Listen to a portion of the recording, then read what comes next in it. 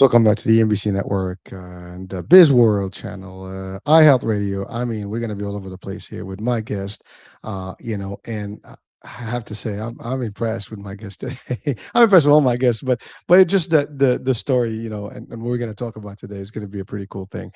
So my guest is really challenging one of the most powerful forces shaping our lives today. That's information itself. Now, I want to give you a second to sink that in. I mean, so Kira Shishkin is the founder and CEO of informed.now, the number one news by SMS platform designed to replace centralized media with concise, trustworthy information free from ads, bias, and manipulation. You got to love that. A four-time entrepreneur, investor, innovation strategist, Kira has built and scaled ventures across fintech, venture capital, crypto, and technology, helping create businesses valued in the hundreds of millions. His background spans investment banking, venture capital, entrepreneurship, and global strategy. And he was recognized in Forbes 30 under 30. Again, super achievements, folks. I mean, Kira's mission is simple but powerful: be informed without being influenced. Kira, welcome to the show, man. Thank you so much for having me, Hurricane. It's good to be here. Well, listen, I mean, it's pretty cool stuff. I mean, the stuff I just mentioned here. I mean, we need a couple hours, not just an hour, to cover your journey here. It's pretty impressive. I mean, the I mean, it just the idea. I mean, informed that me. And by the way, there's something else we'll talk about your foundation, right? So there's that too. But the idea of creating this platform. And before we get into it, I mean, obviously you've done different things: venture capitalism, I mean, tech, fintech, all these things. You're a serial entrepreneur, literally. So you do multiple things, and make it work. I mean, I have to say, I just told you, you look pretty young. I don't know when did you start, doing all this, but it's got to be early on. So for our audiences that are watching today and listening, I mean, what would you tell people? I mean, what was your journey like, and how did you, were you able to actually get these things off the ground?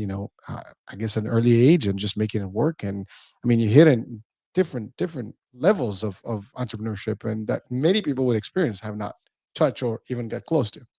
Let's talk about your journey from the beginning. That sounds great. And that's a very flattering introduction, Hurricane. I appreciate it. You Well, mentioned it's earlier when we were my chatting, pleasure, man. Yeah. I was mentioning earlier when we were chatting that I come from very much like a hustle family and a hustle kind of upbringing. I was born and raised in Ukraine, grew up in Israel before coming to the United States. And so I've had the hustle culture of each of these three cultures kind of, carry on over to me. And so from a very young age, I was pretty motivated to identify problems, observe problems that I see in the world, and articulate solutions that could solve. And it's a very simple sounding concept. Obviously, there's a lot more that meets the eye, but the practice of trying to articulate a solution for a problem that is felt, that is observed in the world, has been something that my parents have done before me. And so that sort of normalized the entrepreneurship path for me, although my entrepreneurship looks very different from my parents' generation. And yeah, from a pretty young age, I got really excited about solving problems. You mentioned that there's certainly a whole range of ventures and endeavors that I've gone through until now, but the one I'm currently kind of most focused on can give me a lot of purpose. It sort of ties together some threads, some personal threads in my life, along with the threats that I'm also seeing in the world right now. And that's the informed.now project, which is currently my bread and butter, my main focus, and is sort of tackling this information integrity problem that you remarked we're definitely in the middle of a crisis around. Well. So that's you're oversimplifying things, but I love it. Well, first of all, I kind of love the concept that you obviously were exposed to entrepreneurship, from family, and that got you into the spirit of making things happen. And I have to tell you, like, listen, I've tried both sides.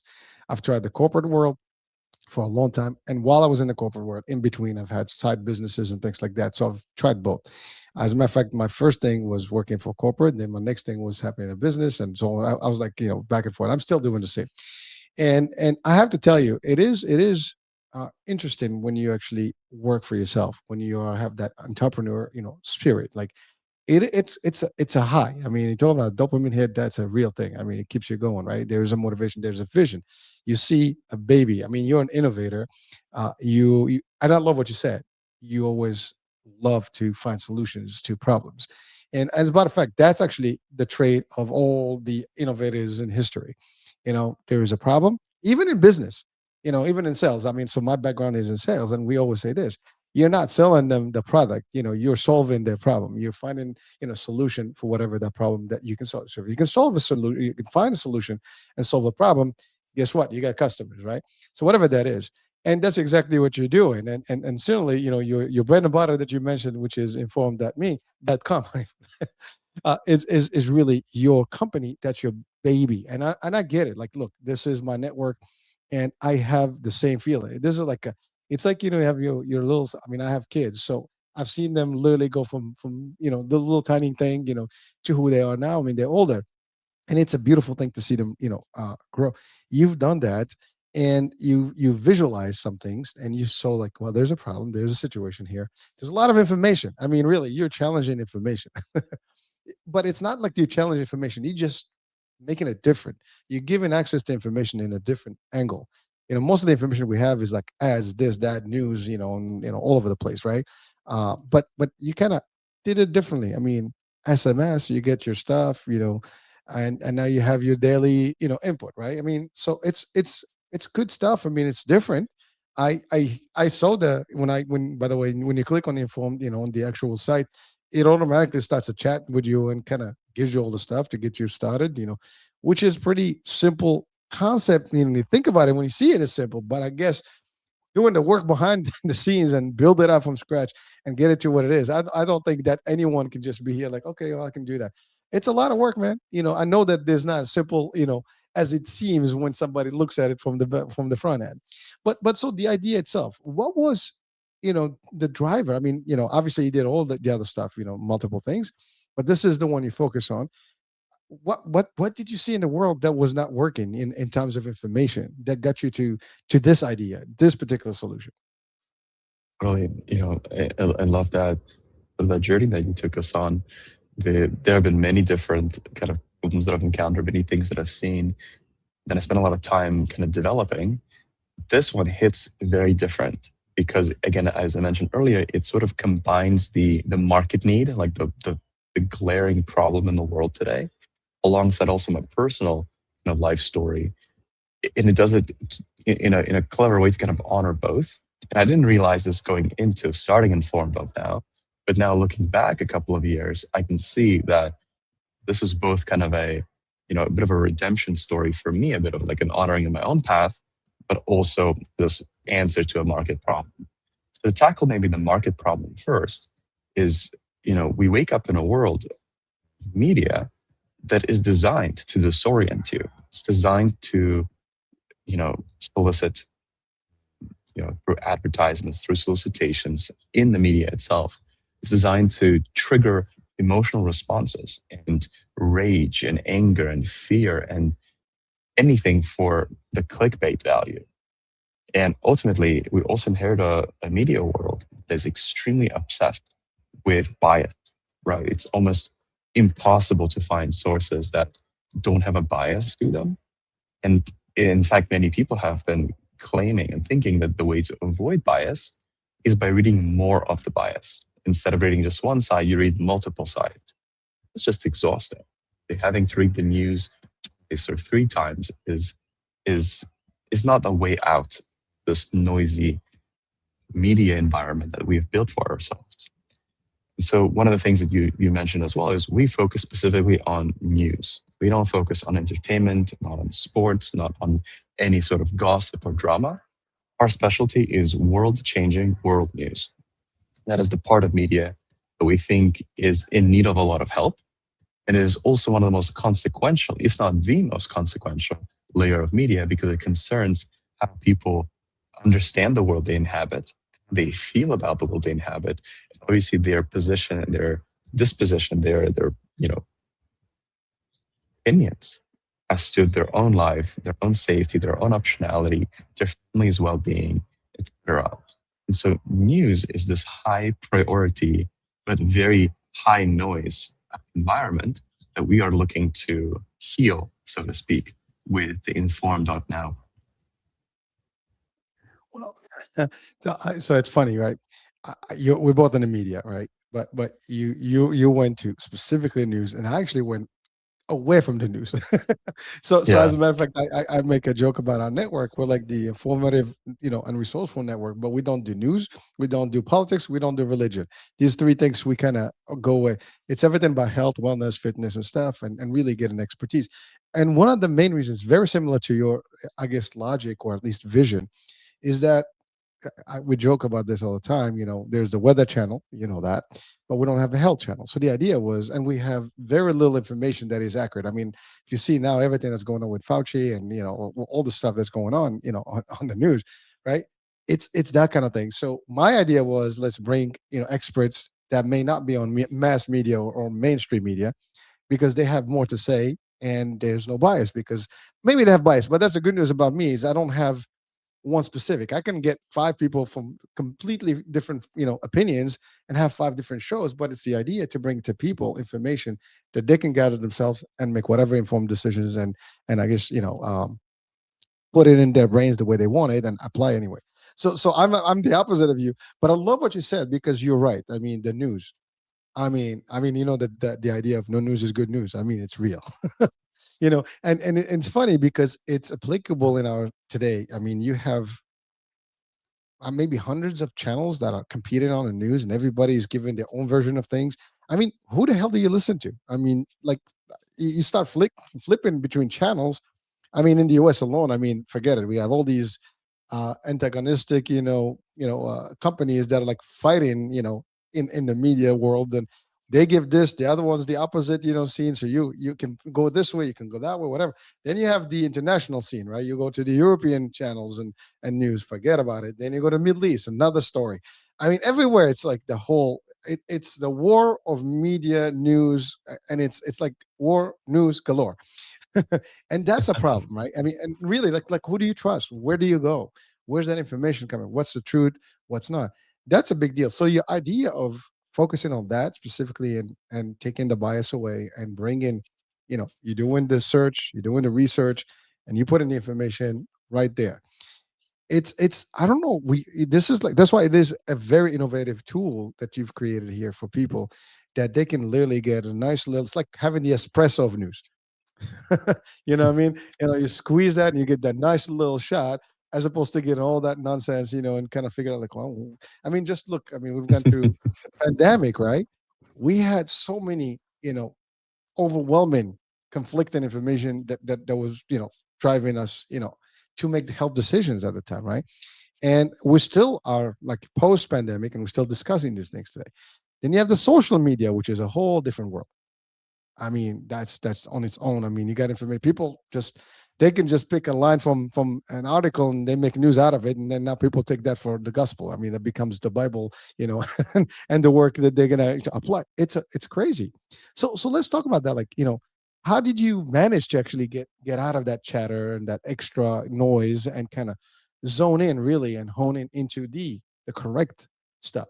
I mean, how do you do that? I mean, that's gotta be Yeah. interesting, the work behind, and the team that you have is probably going to be doing some deep dive work here. But Yeah. talk to me, man. Talk to me. 100%. Talk to us. Actually, It's people are this. watching right now. Yeah. Yeah. I mean, the amount of noise that we have, gotten used to in news media is unacceptable. We have this whole framework that I'll share that, we used to live in the attention economy, which was a term from about 10 years ago. People described an environment in media where people's attention became this commodity that was being traded, exchanged, commoditized, and essentially sold off between different parties. And that was the attention economy. That was a term from 10 years ago, right? Over time, the commoditization of the reader's attention, it being fully manipulated, sold, resold, has gotten to a place where now we live in the world of attention terrorism, where companies, platforms, social media can get away with manipulating our attention and keeping it hostage, and hijacking it and keeping it hostage at a rate that it's crazy. It is crazy how much we have normalized and allowed to happen when it comes to the news being able to sensationalize anything and everything. It's almost part of the expectation. And for them to create clickbait and rage bait headlines, sensationalized images, videos, where the reading experience becomes not just overwhelming, it becomes draining. And the bias is commonplace to the extent that people start to expect that's the only thing they think is possible in the news space. And it's come to a world where now you have, some 40% of Americans not reading news anymore because they have resigned from news readership because of how tough this experience has become. And this isn't a lack of engagement or lack of interest. It's a lack of like patience and exhaustion, a fatigue with the current mainstream news. And so the way we've gone around solving this is realigning incentives to not what the advertiser wants, not what the sponsor wants, not what your investor wants of the news company, but rather just about the reader. The reader is the only person that we serve. It's the only person that we accept revenue from. It's very important for us and just generally to align incentives. And that's the only person we care about. And the reader cares about getting informed and getting out of there, not about getting entertained and drained and solicited and advertised to, and then clickbaited again into something else. Instead of keeping a reader hostage in a media ecosystem, we try to give the time back as much as possible and create a tool that is worthwhile for the reader first and foremost. And so I know you asked me a question around, how do we do it? But I want to just pause here because I know I gave you a long answer. Oh no, that's excellent. By the way, it's I kind of messed up the name. I said informed.me.com. I know what that means, but it's informed.now. And really two key words. I mean, when you look at that, informed, power, and now it's the real stuff. It's happening. And by the way, yeah, Kira, you said something very interesting. 40% of Americans do not listen to news or follow news. I'm one of those. I stopped. Yeah, dude, I literally, when I said no news is good news, I stopped because it's like depressing. It's just it makes you feel like you want to fight for whatever cause it is because they keep it's like you being almost hypnotized into one direction or the other because whatever channel that you watch is what the driver is going to be behind your formed or informed information, and then therefore basically your decisions are going to be made on that. Like they can make you like someone, hate someone, and we see this in elections. We see this in again, I mentioned the pandemic. It's like it's like a war of minds. I mean, and really the actual guinea pigs are us, the human, Yeah. people. The population is just becoming like hey, let's test them out, see what works for them. And it's psychology 101, it's mental health 101, and we all are kind of getting, I mean, people are depressed. I mean, you watch the news, you see war, you see, I mean, look, you talk about you mentioned Ukraine, I mean, UA war is just it's all around us still, right? It's not like it's gone. I mean, and we hear these things all the time, and so it becomes very, you said, exhausting. I mean, it's too heavy for anyone to continue watching. And then it gets harped on with social media, for example, with people who just want, let me just, oh, it's the news. Everybody becomes the newscast, right? So everybody's repeating everybody else's message just because. And by the way, there's nothing wrong. They have their own style. They make it look good. They start criticizing whatever they put in the input. That's fine. But it becomes also another venue, another channel path where people are just getting that bombardment, which is very bad for us. And frankly, I think it's having a bad impact on humans. Period. Doesn't matter what part of this planet you are. I mean, unless you're in the jungle somewhere with no satellite dish or no no internet, maybe you're safe. But other than that, if you're in one of those what do you call it, like the human hives, as I call them, the cities, we all have that problem. We have the Wi-Fi, and we have the excitement, and of course the bug, and so therefore we have a problem. Yeah. So now let's go about that question. Like, so I mean, how do you filter through all that? I mean, there's so much stuff. What do you use to kind of like? And by the way, I love the. Sorry, another thing. I love the idea that you said it's not driven by sponsorships and stuff like that. And because to your point, marketing in general works that way, right? Media works that way. I mean, the channels in general work, even the social media is about sponsorships, right? It's about ads, clicks, and so on and so forth.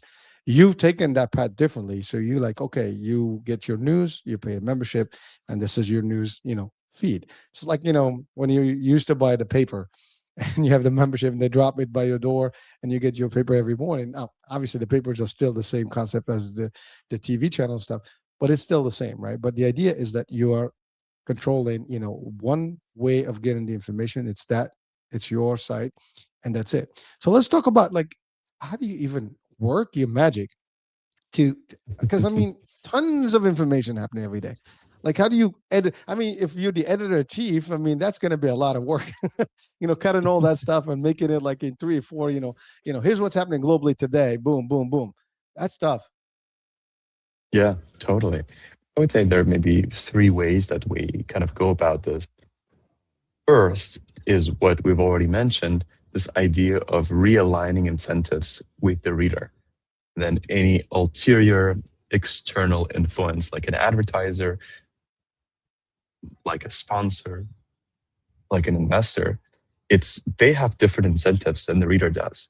And part of the reason why the media ecosystem today looks the way it does is that it's aligned to their incentives than the incentives of the reader, making the content that is meant to be for us, it's meant to be but for every single person, making it actually really difficult to consume, which causes this overall disengagement and fatigue with news because this system itself that is very, very flawed.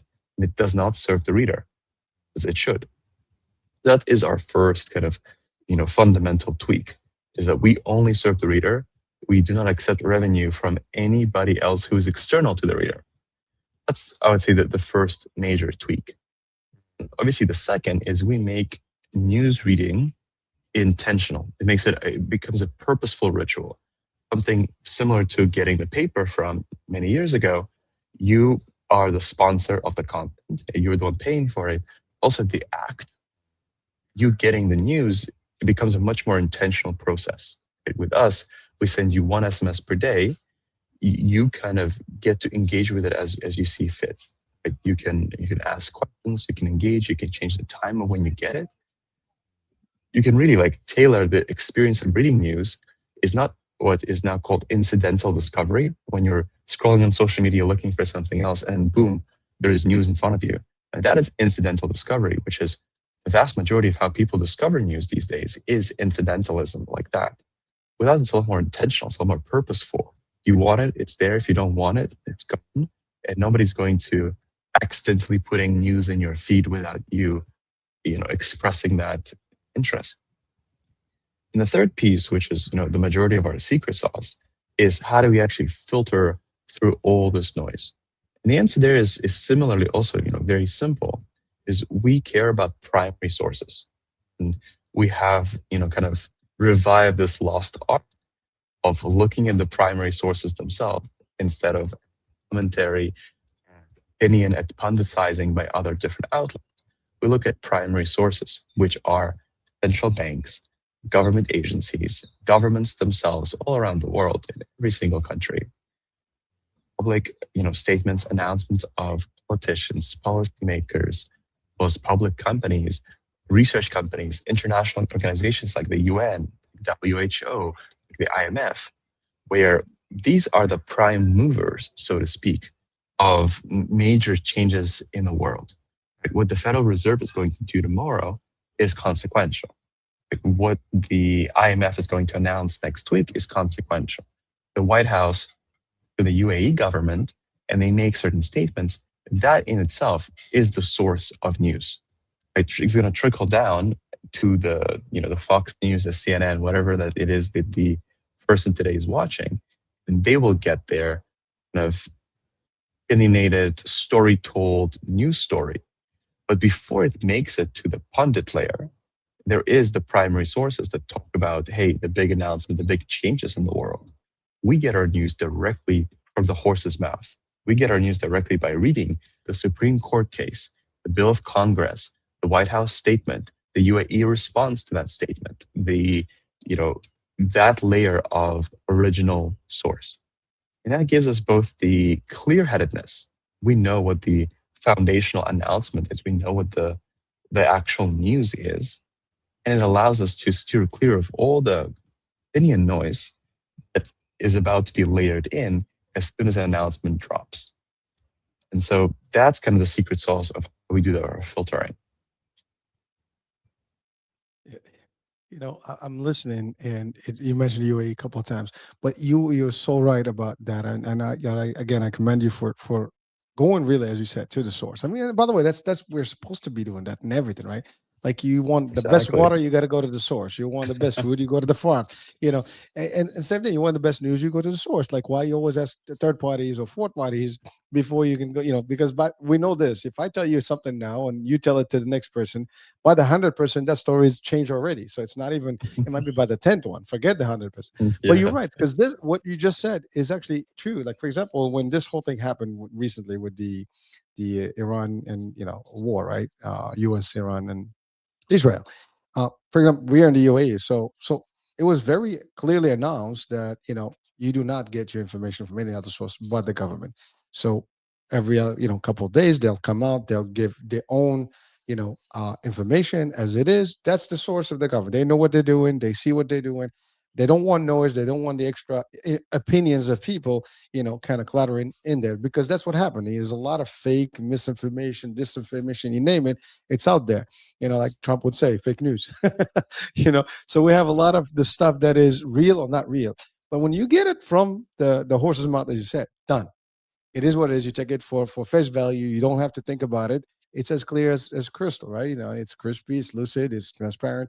And again, I mean, some people say like, well, you guys are naive because these people can have their own agenda. Well, whatever the case may be, even if they said that was the case and they have their own agenda, whatever the formula they use, right? As a government, as an agency, as whatever, as a central bank, whatever, the bottom line is that information will still be given to a third party who will actually change it to their own views and opinion and monetize it the way they want it and filter it the way they want. So at the end of the day, the outcomes, whether you have the right or the wrong information, it will still be, distorted. So the idea is at least get the best of the best of the best from the source. So your concept is actually a perfect concept. And I think if we learn from this, from you, that's how we're all supposed to be actually getting our stuff in general. Like everything go. And by the way, that's like going back to basics, as they say, right?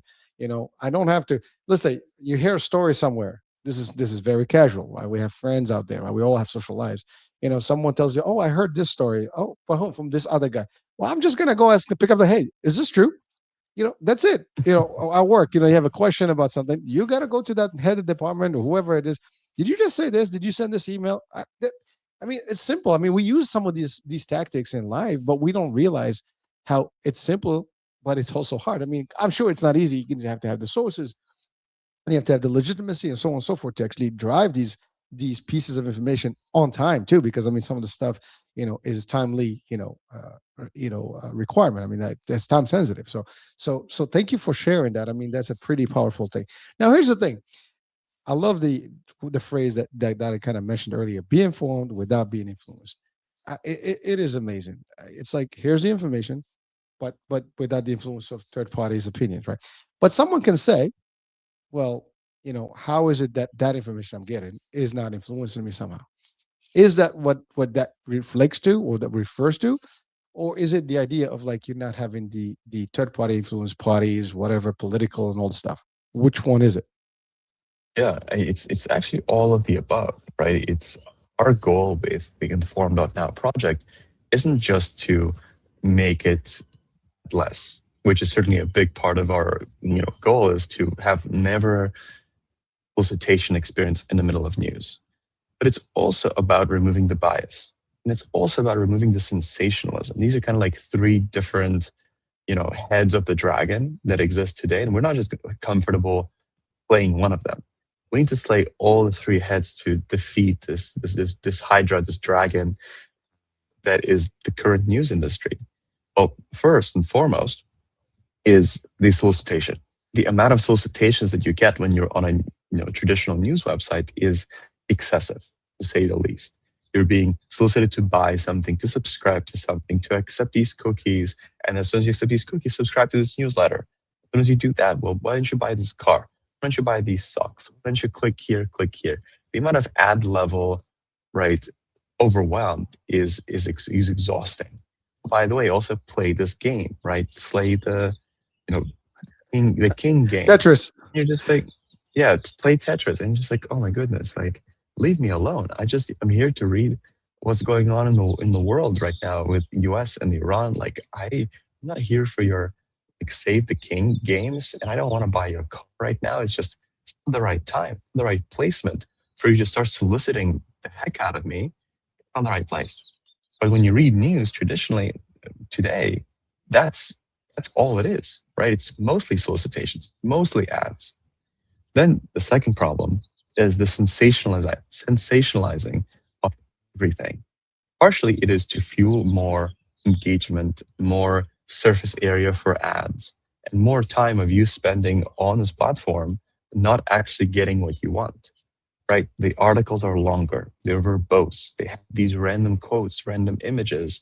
There's the sensationalism both in the articles themselves, as well as the sensationalism of the headlines that make you click, which we've come to call clickbait and rage bait, that trigger an emotional response so that you feel the need to read this, even if the actual content is very thin. And the third head of this dragon is obviously the actual agenda, these publications, right? There are publications that believe that you should, love Trump, swear by Trump, everything Trump does is perfect. And there are publications that say Trump is the worst, Trump is terrible, and you should hate Trump. And, you may have those agendas, but you don't have to push it onto the reader all the time, nonstop. I think we know exactly what we're talking about when it comes to the Fox of the world, maybe the NBC or CNN side of the world, that have their own agenda that is very political, that is very like particular. And you're like, well, I'm actually not here because I care about your opinion. I don't care about your opinion. I'm here because I want to get the download on what's happening in the world today. And these three kind of independent forces combine to make the whole reading experience so damn, difficult. And when we're talking about news without noise, we're talking about being informed without being influenced. It's not about either one of these. It's about all of them because we are changing the news reading experience entirely by changing the channel of communication towards minimalism, by stripping all these influences entirely and aligning incentives back to what it should be, and prioritizing a level of editorial purity that prioritizes signal over noise. It doesn't allow a single word of bias. It only allows for bullet point brevity, like factual download. What happened? Where did it happen? When did it happen? When? And the rest is up for you to make up your own mind. Wow. Well, so Kira, here's the thing. So you've kind of cracked the code, I would say. And I have to say, I mean, I love what the analogy of the triple head dragon. I mean, it's like three heads is a lot of fighting to do, and you've tackled pretty much all those problems in a way, and you created this new way of providing consumable information that is, to your point, less negative or whatever. It's just raw. Here's how it is. Here's how it feels. There is no, and I love what you said. And by the way, I think most of the people watching and listening may agree that if you're watching the news, whether on TV and stuff, you always get those ads, right? Those breaks, and especially on the digital world, the digital version of things.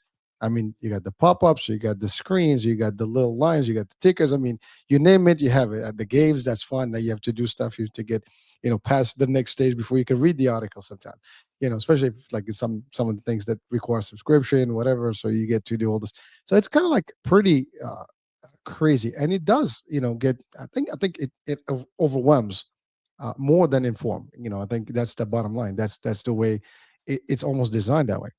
And to your point, also the idea of it's steering people towards a particular narrative, right? Doesn't matter what it is. I love the example you said. In one set of media, for example, U.S., we have the golden Trump, and on the other set, here's the demon himself. And so it's like it's kind of weird, like how this is like opposite, sides. I mean, it's and it's a constant struggle, back and forth.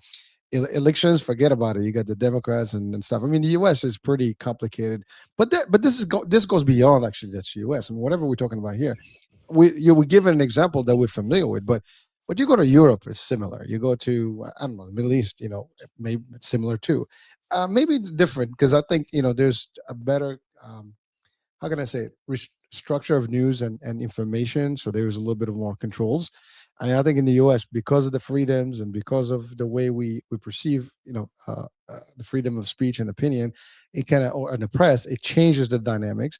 So I think so. Some people have a better. Some countries have better controls, if you want to call it that way, to kind of farm out the right information or the information as they want it, in the way they want it. So it makes it very unique, and people kind of get conditioned to that, so they're used to it. They know, like literally, like just true example. I mean, we've been here throughout the whole event, in the last couple of months, and you can scroll through all the local channels, zero information about the war or anything.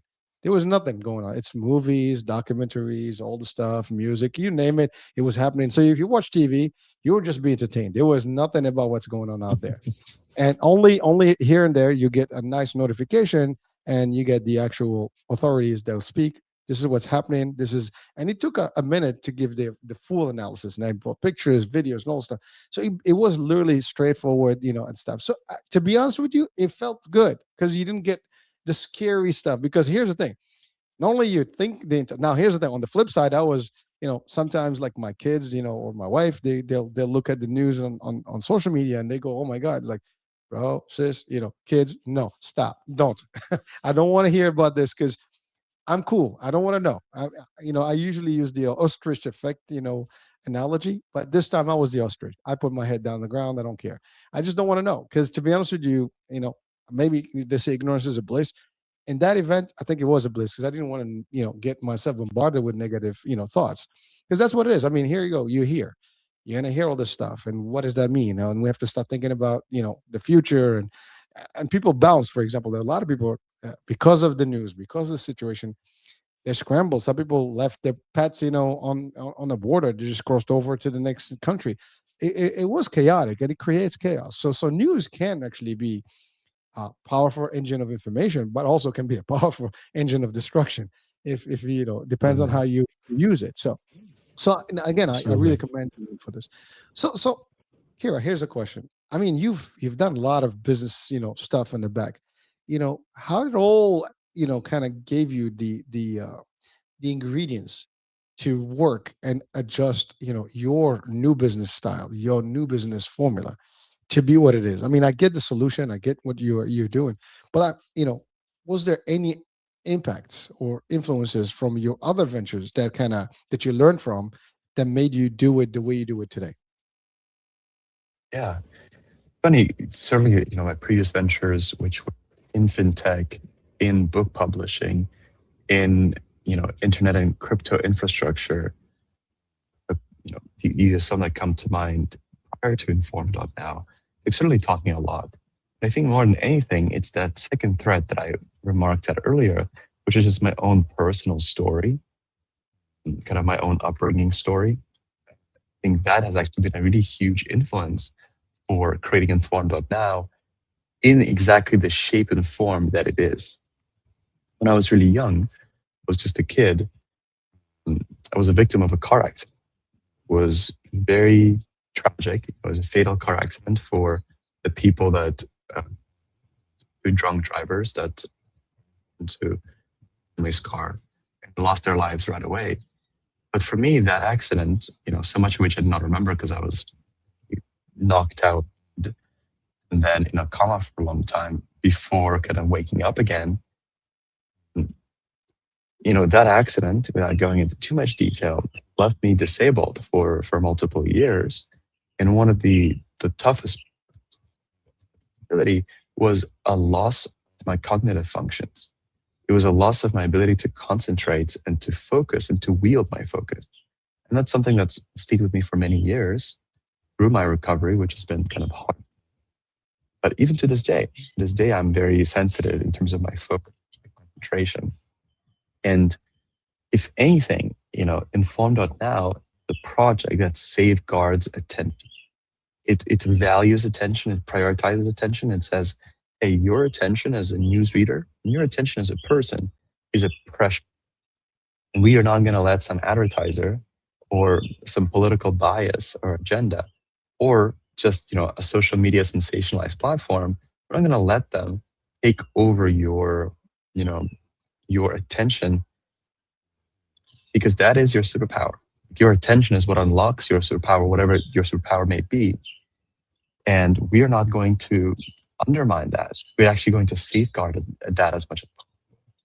And that conviction that I've experienced firsthand as to the importance of attention and living a life for a long stretch of time where you didn't have access to your attention, that was like a very powerful lived experience that I then brought to the informed.now project, the underlying spirit of the project, and continues to be the backbone of everything that we do. How can we protect the attention of the reader? How can we also, in many ways, keep our own attention very focused? Part of part of the reason we are very specialized in what we do. We don't want to be, a rich ecosystem of different kinds of media doing everything under the sun. We want to do this one thing right because we want to maintain our focus. And in many ways, our product helps everyday people maintain their focus without losing the stability of their life. Exactly as you were pointing to, you're saying, if I read the news, I'm going to be stressed out. I'm going to be overreacting. I'm going to be emotional. You don't need that. You really don't need to be in that state. And, you know, our solution exists to protect that, that you can feel the confidence, lack of anxiety, and the sense of like peace of mind, almost an ease of like, I know what's going on around the world.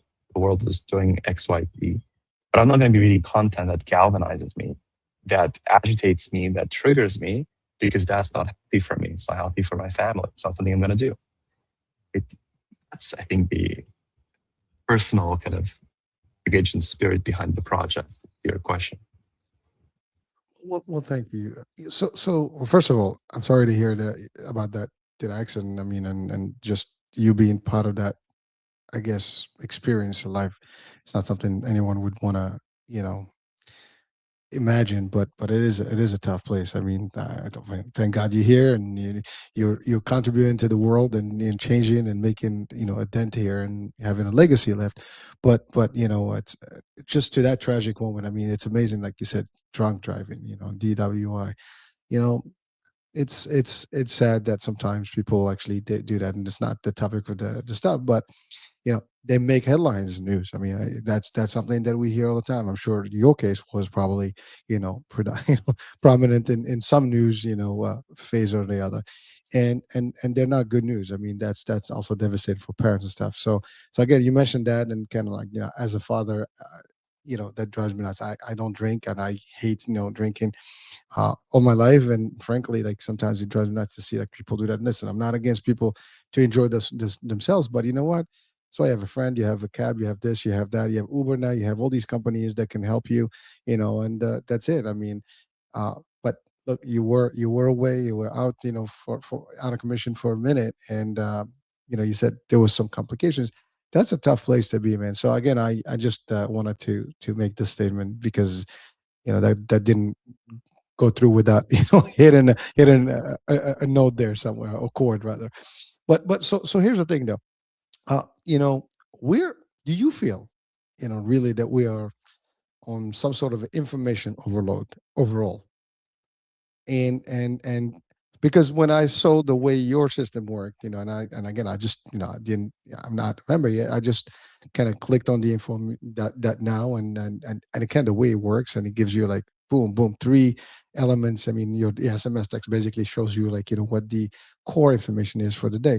You know, it's concise, it's kind of direct, it's not too much. But do you feel in your expertise and experience that we're just completely, you know, overloaded galore? I mean, big time.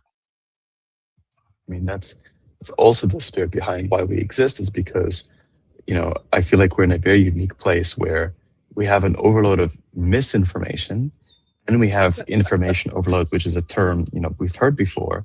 I tend to combine them and say we're living in a time of misinformation overload, It's no longer information overload. It's a mix of those things. It's a soup of information that's being thrust at us from every direction, right? Like I think being in the US especially, you go to any bar and there's a news anchor on TV.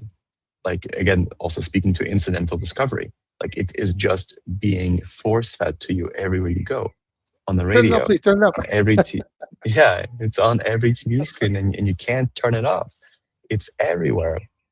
And you pick up your phone and right away it's back at you. Every screen that you look at is force feeding you, sensationalized news content that triggers you, makes you upset, makes you even more avoidant of this information in the future. And we're certainly living in a time of misinformation overload, because on top of all that information, there is all this sensationalism, which is misinformative in its own way. And on top of all that, there's actually, malicious, misinformed content. It can be accidentally misinformed of people, for example, reposting stuff they don't understand on Facebook, on Instagram. But it is also a matter of like malicious, so to speak, like malicious misinformation. Like foreign parties, Russia, there are other, North Korea, where they are feeding information with an intention of misleading, with an intention of misinforming. And that also happens within a single country. You don't have to go as far as Russia to see misinformation campaigns within, on our own soil in the US. And so it's very much something that is just a description of reality that we live in today. We living in the world of misinformation overload. Look here, I think you, as I said, you cracked the code. But not only that, I think you're creating a turning point in the way I think the next generation will absorb information, provided they find a way to this. And I'm assuming part of the work that you're doing now, going and discuss it and sharing your value and your new concept out there is, in the podcast and around, is really to give us awareness that this is potentially available, where people can stop the destruction, and if they want information, they just get it as needed. It's like, a la carte. Here's my stuff, send me my menu daily, and that's it. I mean, I don't need more. It's like, you get, this is your prescription for the day. This is the this is how much we're going to give you of the information, and it's up to you to decide. Like, you're the doctor, you the consumer, you're the doctor. You can tell, I want, my information. Is that actually, I'm getting that picture right? Like, this is how it Yeah, is. Like, yeah. I select, how much information I'm going to get during the day. So if I'm only about 10% today load, I just want to get that, I can just get as much. Or is it like already a preset formula? Yeah, I think that the most important caveat here is, right, that it's purposeful, right? You are not being forced that information ever. You are purposefully, informed.now is your solution for news. We don't do anything else. We don't entertain you. We don't engage you. We don't advertise to you. And it's just this very, what we call point solution for the specific use case. And what we see among our users, among our readers, is that over time they say, well, now that I know this thing exists, this alternative exists, I'm not going to be picking up any more of this noise from social media. I'm not going to be reading biased news anymore, because I have this space that I can, it takes accountability for the content we do, by the way. We take 100% accountability for all the content. This isn't a kind of use at your own risk solution. We put our brand and our name behind our reputation, behind every single text message, every single day. And while on its own in the morning, the texts themselves are very, very brief, they're laconic, intentionally so. Because you get them every single day, you build a knowledge base rather quickly, and then you stay current, because news isn't something you can just like retroactively catch up. Right? You're not going to be reading old news as things that happen. You may, but it's going to have limited value. The news reading habit is a very current behavior. It's something that you're doing on an ongoing basis. And with our platform, with our tool, we're able to spend only 30 seconds per day getting that download. You can choose whether you want it or you don't want it that day. You can choose what time you get it. You can customize a lot of things in the experience. You can ask follow-up questions. And there's a lot of these things that you can, play with, but it makes the news reading experience streamlined, purposeful, and designed for you ultimately. I just love the concept, I have to say. Well, so you're an innovator, and I see you're already ahead of the game in a lot of areas. But so now let's talk about the I guess the elephant in the room when in the world today, AI. How, what is your take on that, and the way AI is advancing in the space of news and media and really information in general? I mean, because again, people today, they can just hey Siri or hey chat, and they can get some of that stuff that is almost real time because whatever is already out, they can get. But obviously, I think I see the difference personally is because yours is, to your point, is as accurate as the morning of, and I can as chat something that happened 3 days ago. They might know about it. They might not know something that's already happened, that's just about to happen or hasn't hit the news yet.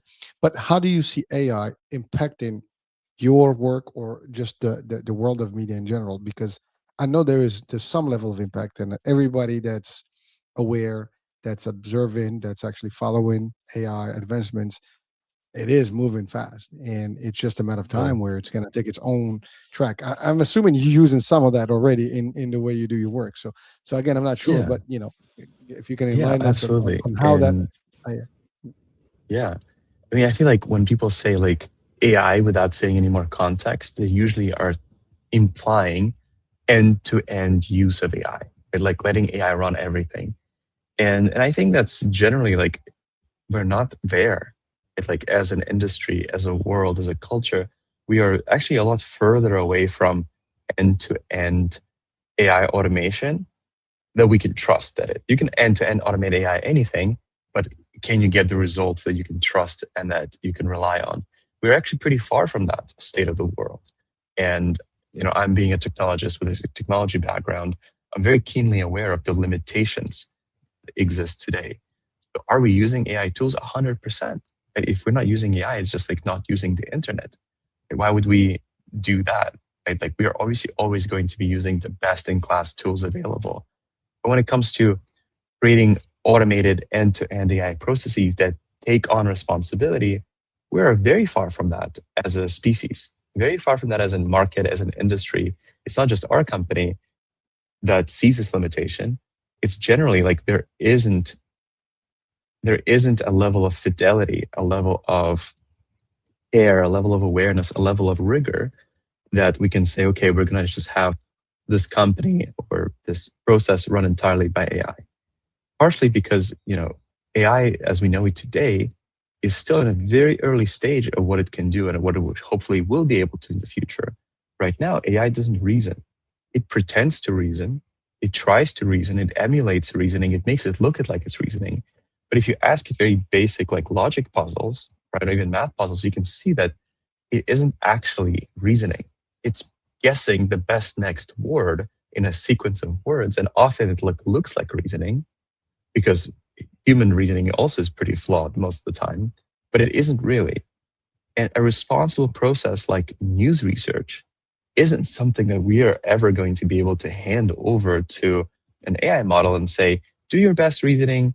And if you fail, it's no problem, but just do your best. We're never going to take that step because we cannot be sure whether we can take responsibility for the outcomes. And when people come to us, our readers, and they look to us with the trust, they're not coming to us, with a lottery of like, oh, it may be true, it may not be true.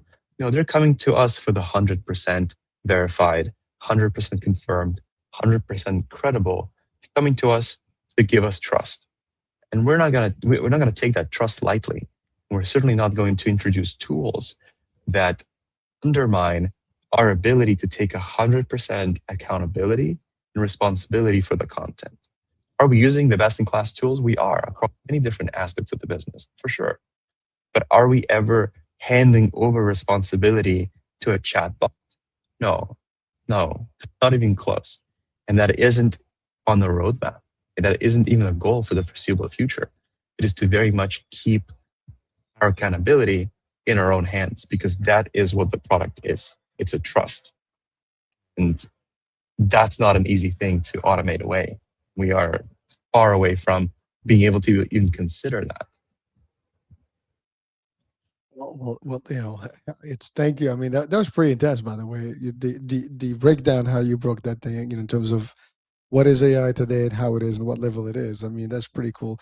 And I love what you said, because you're right. I mean, it kind of emulates, as you said, the reasoning factor, which we does. I mean, if I use it pretty, quite, often, and it does kind of look like it's thinking, and it's actually, it does think the same. It tries to think, at least how it's designed to do it.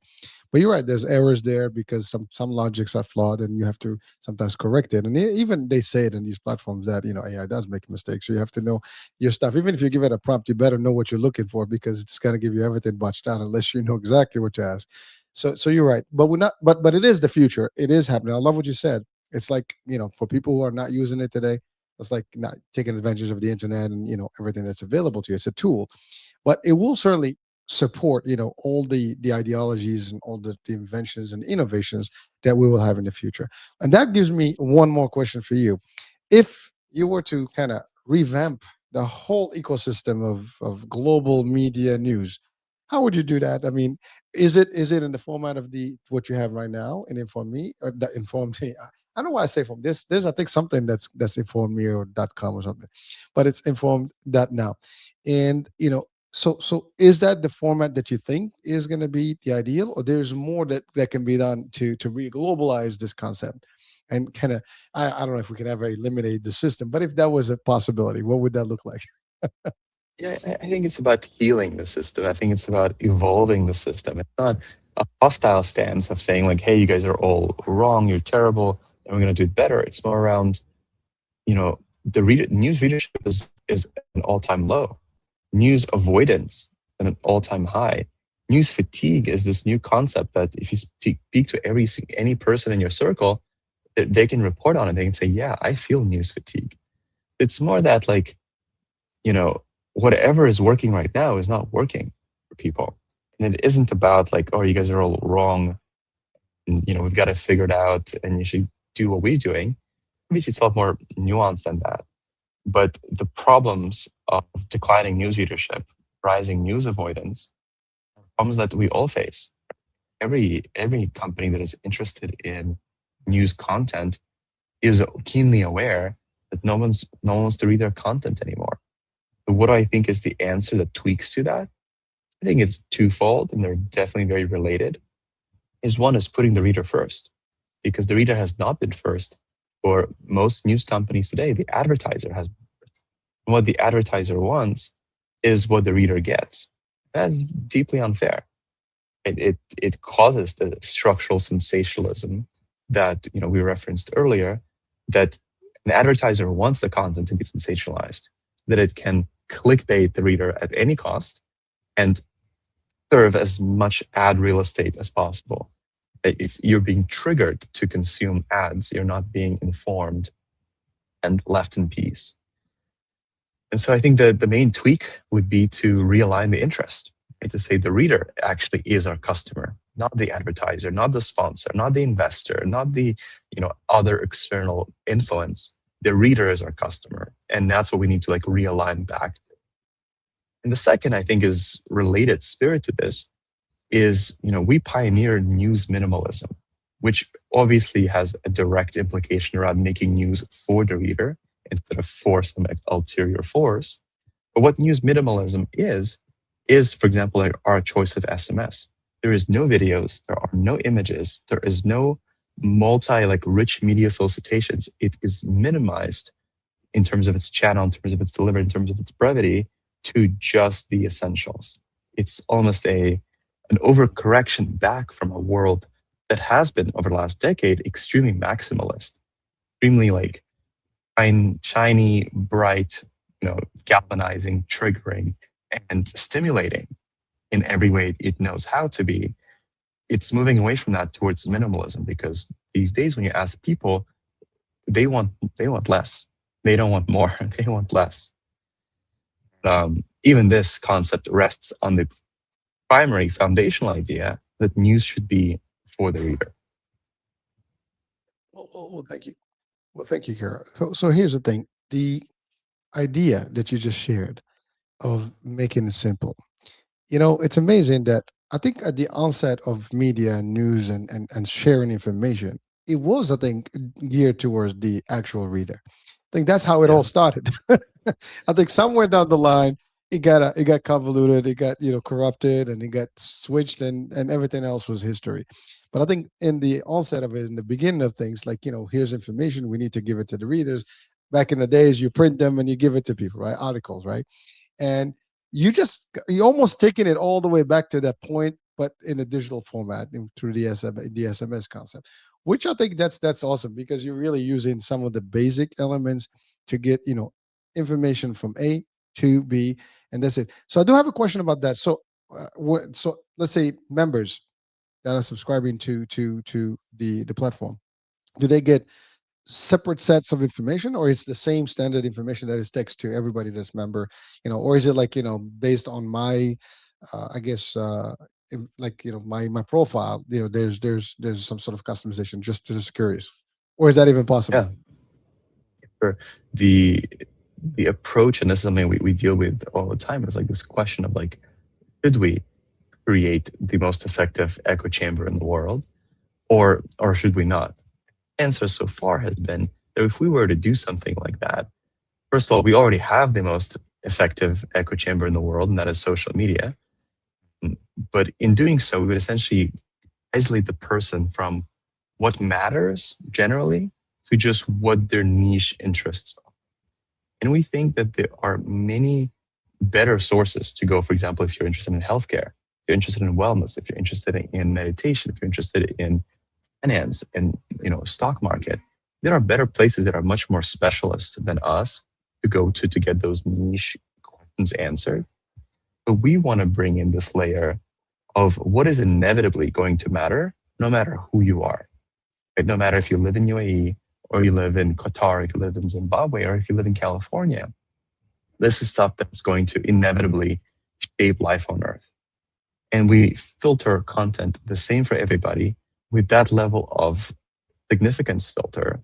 There are large motions in the world, whether that's war, peace, changes in safety, changes in security, changes in welfare, well being, changes in optionality for millions of people, right? That's the type of scale of changes that we monitor and that we look for. And so we prioritize things that matter no matter who you are. It matters just because you're a human that's alive on Earth today, not because you're a human that's interested in healthcare or a human that's interested in oil and gas updates. It's like that's our contribution is the is a monitoring of world changing world news. Well, thank you. So that's a very big significant element, because I think people always think news is like the local news, the township news, the like New York news, whatever, LA. But what you're doing is really bringing the global scene in a very concise version to everyone equally. So basically, we all getting the same message across the globe in one place in the right format every day, based on our designation when we're part of this platform, and that's the end of it. So it makes it very easier, as we've been discussing for the hour. It's to digest. It's simple. It doesn't take your attention span from the rest of your life. You get your feed. You understand what's going on. You're aware, and you move on to the next day, and then you get the updates again. I have to say it's extremely relieving to see that there's something of that that's available where people can just shut down everything else, and that's it. Like now I'm sure someone can be like, well, how do I believe that this is the correct? But again, you are getting from the source, and you are that's your resource, as you said. You get into the horse's mouth. That's the end of it. Now, people can criticize anything they want. I mean, people always going to be skeptical. They're always going to question things, and that's the end of it. And but you can do better than that. I mean, no one can claim Yeah. better than that. If you And can, I they mean, should be. Yeah, they should be skeptical because part of the environment that we operate in, that we live in, requires a healthy dose of skepticism. And part of what we try to encourage is critical thinking among our readers, is to empower critical thinking. And if you're skeptical, 100%, you're doing the right thing. A lot of what we see among our readers is if you join informed.now and you continue obviously reading maybe other news, because you again incidentally bump into news all over, you will see the difference in terms of the way our news makes you feel like calm, confident, informed peace of mind, and the way other news try to make you feel, which is agitated, fearful, angry, triggered in whatever capacity. And that's where the difference comes in. Right? You can do a side by side comparison. For example, how Fox reports on the Iran war, how CNN reports on the Iran war, and how informed.now.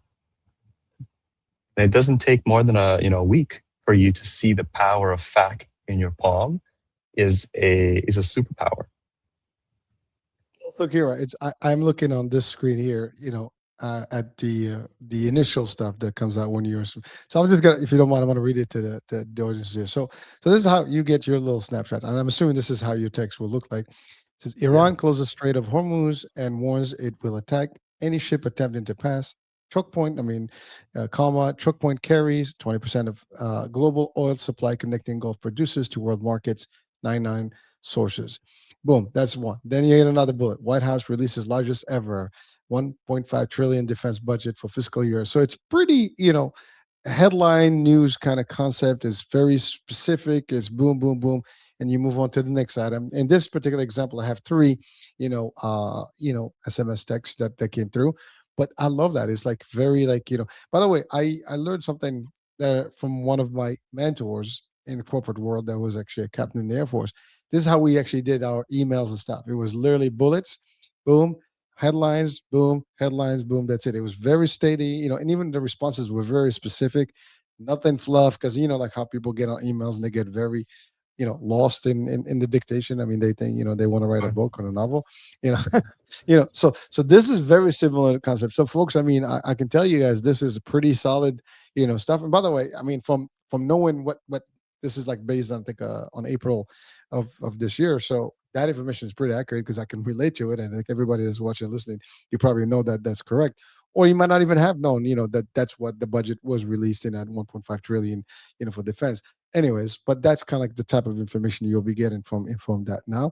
So I love it. But so here's the thing: we talked a lot about inform.now, but you have also Kira Foundation. So you want to just give us a little glimpse of what that is? Because it's Oh pretty yeah. nice stuff. When I clicked on it, it was artsy, very artsy. It's artistic. I mean, it Yeah. was good. Yeah, I love that you stumbled into that. But I spend 100% of my time informed.now, which my in my project. The extra 20% that I have to find somewhere that I spend on the rest of my hobbies and the rest of my passions. And in that 120% overdrive where I somehow fit in my hobbies and my interests, I would say they break down into sort of three main things. So Cure Foundation is the art empowerment project. I've always been close to the arts, always been in love with the arts. And Kira Foundation, which the website for that is literally Kira.foundation, is a way for us to empower artists, people that are, you know, expressing their visions, their ideas, in beautiful artistic ways. That's, I mean, just trying to describe the concept of art right now. But that's the art kind of element of Care Foundation is, you know, many things. We write grants for artists to empower their work. We curate art in both kind of our own permanent collection as well as in partnership with other venues, pop exhibits, museums, etc. And we generally just try to make the life of an artist easier in any way that we can because we love the arts. We love to enable the arts. And that's what Cure Foundation is about. It's described as a community that empowers artistic risk. Ultimately, how I frame it. Another project that gives my life a lot of meaning and purpose is a community building project that is called Circuit. That is the effort Well, of, yeah, bringing together people who are ambitious and who have visions for the world and who want to build and create and propose new visions, new versions of life, who want to shape the future.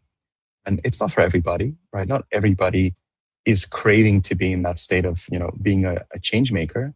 But for people that are, we want to create community. For people that have the desire, the ambition, the interest in shaping the future, We want to create a sense of community because that road can be very lonely, and I've experienced that myself firsthand many times.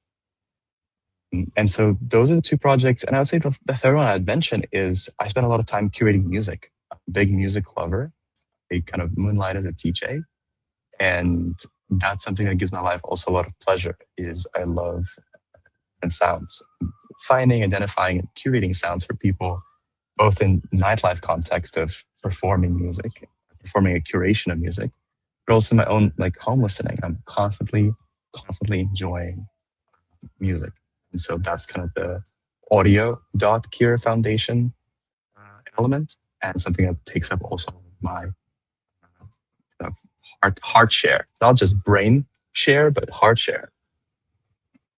Kira, I have to say, you're just full of surprises, full of innovation, and pretty well rounded. And I'll leave it at that. I think that's a real you. And I mean, listen, it's very impressive, when you see this level of dedication and really you kind of you got the business side going, you got the actual, I guess, artistic, side. The music is another way of doing it, and you contribute to a lot of different areas in a very simple way. Obviously, it's dedicated, a lot of time and energy, and by the way, but for people that are watching and listening, I think that's important to see. Like, if you have ambition in life, and if you have a purpose and a vision and a mission, I mean, you will put whatever it takes to get it done, and you will see the success. That's just how the real world works. And yeah, you selected a very powerful area in this world, which is how to deliver news. And so my question to you now, for the people that are watching and listening, they just basically go to informed.now, and they can just register and continue become members. That's a monthly subscription, I'm assuming, or annual, and they just get their feed on their regular phone, and that's that simple thing. I think we should go back to the beepers. Just specific, it will be just a device, just get your text. It's funny, I was joking the other day, my kids like, what is a beeper? I was like, this is the little device that we used to get our information from.